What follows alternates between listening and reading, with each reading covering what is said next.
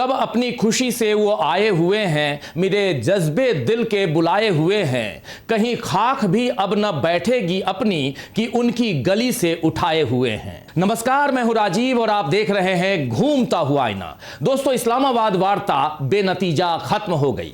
21 घंटे की चर्चा के बावजूद ईरान और अमेरिका में आपसी सहमति नहीं बन पाई तो अमेरिकी उपराष्ट्रपति जेडी वेंस अपने लाव लश्कर के साथ अमेरिका वापस लौट गए हैं और जाते जाते कह गए कि यह ईरान के लिए बुरी खबर है कि कोई समझौता नहीं हुआ। लेकिन जो ईरान 28 फरवरी को अपने supreme leader ayatollah Ali Khamenei की शहादत से लेकर मिनाब में 168 बच्चियों की जान जाने तक कई बुरी खबरों को झेलकर भी अपनी शर्तों पर टिका हुआ है, उसे अमेरिका भला एक वार्ता के फेल होने से क्या हिला पाएगा।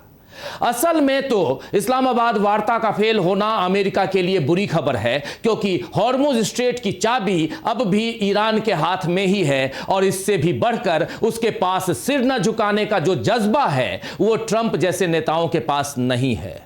ट्रंप नेतन्याहू की मर्जी से युद्ध छेड़ते हैं और समझौता भी नहीं कर पाते, क्योंकि नेतन्याहू ऐसा नहीं चाहते। जी हां, ईरान शुरू से ही कह रहा है कि ट्रंप अमेरिका फर्स्ट कहते कहते इजराइल फर्स्ट कहने लगे हैं। अभी वार्ता के बीच ही ईरान के उपराष्ट्रपति मोहम्मद रजा आरिफ ने कहा था कि इस्लामाबाद में चल रही बातचीत का नतीजा अमेरिका की प्राथमिकताओं पर निर्भर करेगा। उन्होंने सोशल मीडिया प्लेटफॉर्म एक्स पर लिखा, अगर अमेरिकी प्रतिनिधि अमेरिका फर्स्ट हितों पर ध्यान देते हैं तो दोनों पक्षों के लिए फायदेमंद समझौता संभव है, लेकिन अगर अमेरिका इजराइल फर्स्ट एजेंडे की तरफ जाता है तो कोई समझौता नहीं हो पाएगा। ऐसी हालत में ईरान पहले से ज्यादा मजबूती से अपनी रक्षा जारी रखेगा, फिर इसका असर पूरी दुनिया पर पड़ेगा और इसकी कीमत ज्यादा चुकानी पड़ेगी। और उपराष्ट्रपति आरिफ की बात सही साबित हुई।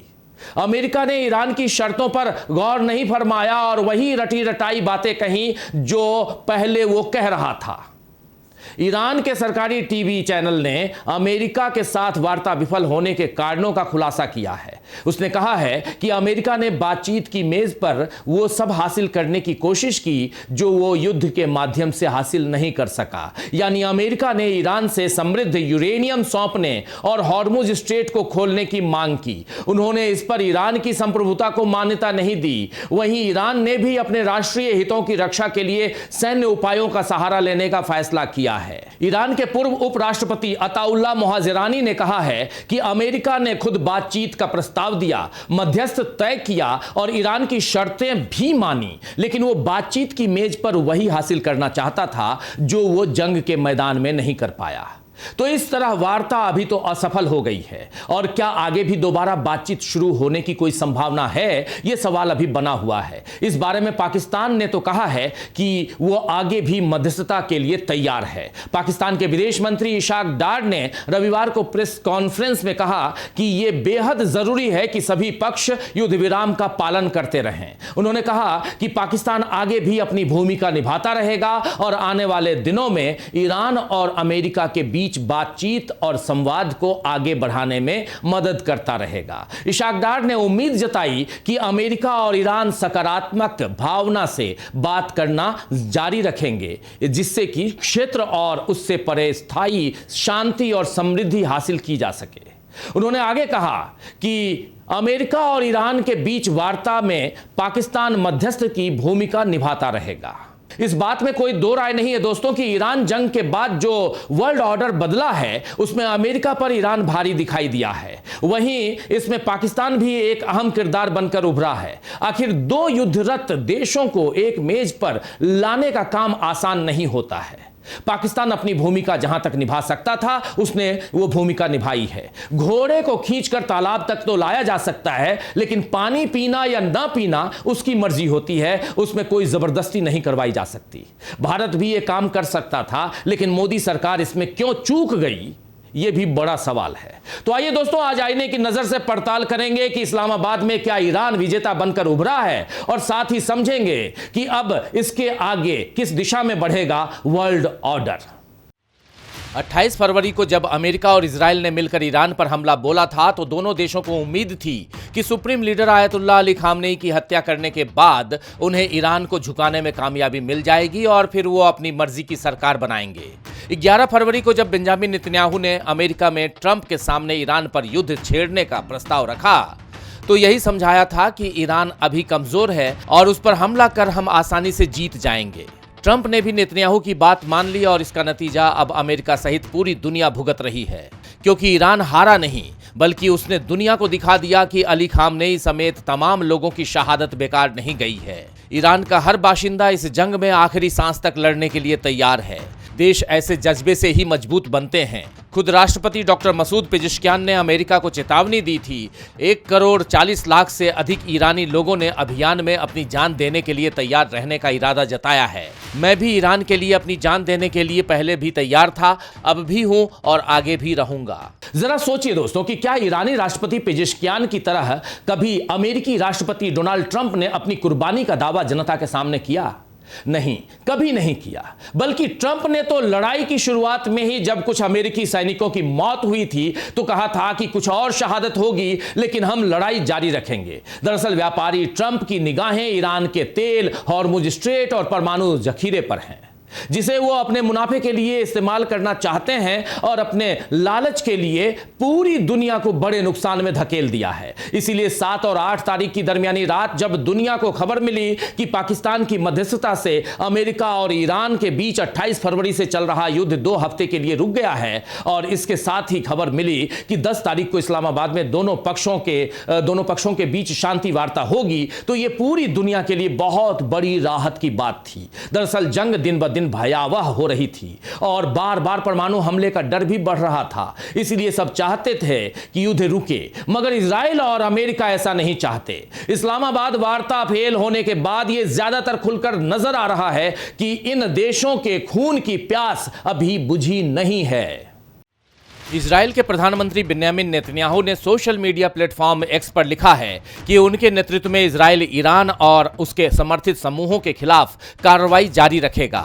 इसके साथ ही तुर्की के राष्ट्रपति एर्दोआन पर नेतन्याहू ने आरोप लगाया कि वो ऐसे समूहों को समर्थन देते हैं और अपने ही देश में कुर्द नागरिकों के खिलाफ कार्रवाई कर चुके हैं। दरअसल एर्दोआन ने अमेरिकी राष्ट्रपति डोनाल्ड ट्रंप को चेतावनी दी थी कि कुछ ताकतें इस समझौते को कमजोर करने के लिए उकसावे या साजिश कर सकती हैं।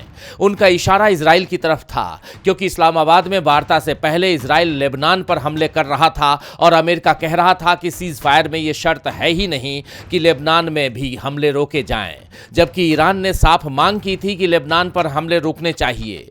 लेकिन ऐसा नहीं हुआ तो एक बारगी लगा कि वार्ता खटाई में पड़ गई है और अब शायद ही दोनों पक्ष एक साथ बैठें। लेकिन 11 अप्रैल शनिवार को अमेरिका और ईरान दोनों का प्रतिनिधिमंडल इस्लामाबाद पहुंचा और फिर दोनों के साथ अलग अलग बैठकों में पाकिस्तान ने चर्चा की।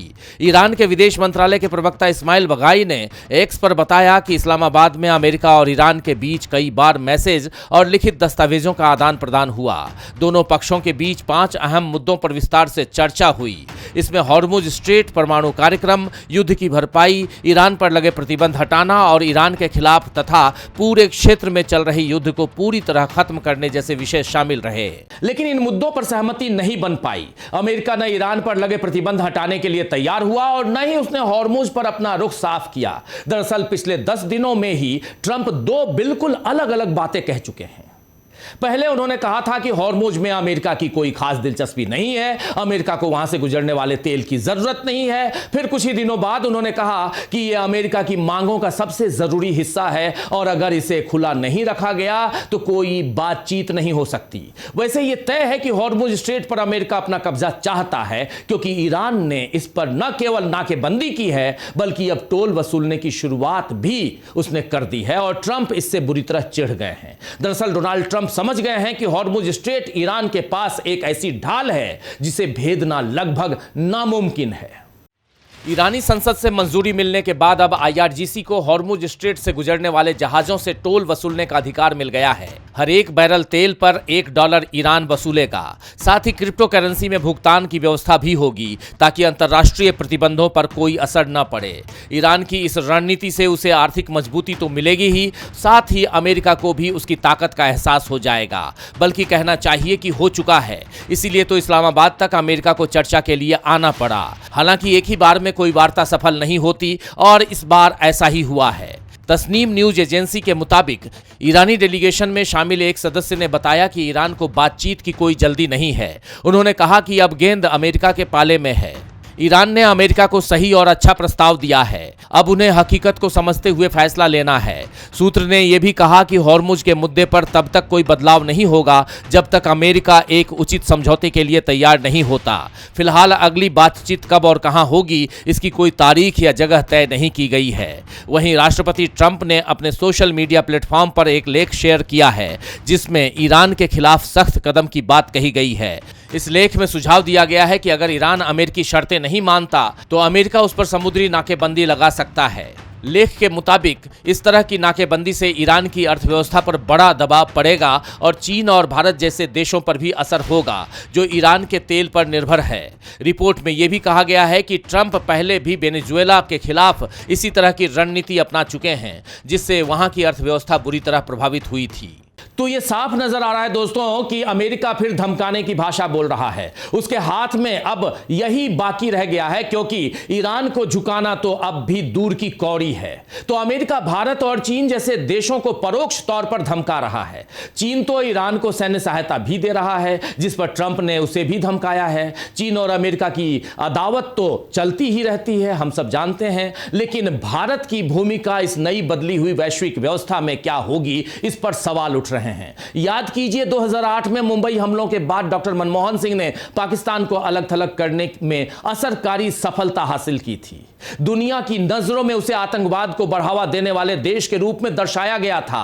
पिछले साल ऑपरेशन सिंदूर के बाद मोदी सरकार ने भी यही कोशिश की।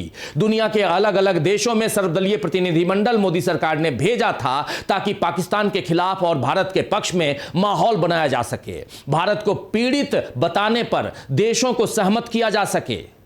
लेकिन मोदी किस कदर नाकाम रहे, यह बात अब पाकिस्तान की ईरान और अमेरिका के बीच मध्यस्थ बनने से समझी जा सकती है।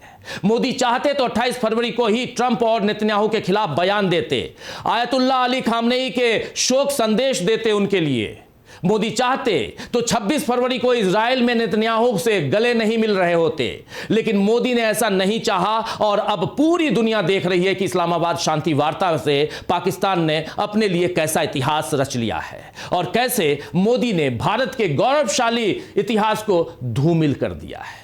खैर, शायर इदरीस आजाद ने ठीक ही फरमाया है कि मैं तो इतना भी समझने से रहा हूं कासिर, मैं तो इतना भी समझने से रहा हूं कासिर, राह तकने के सिवा आंख का मकसद क्या है।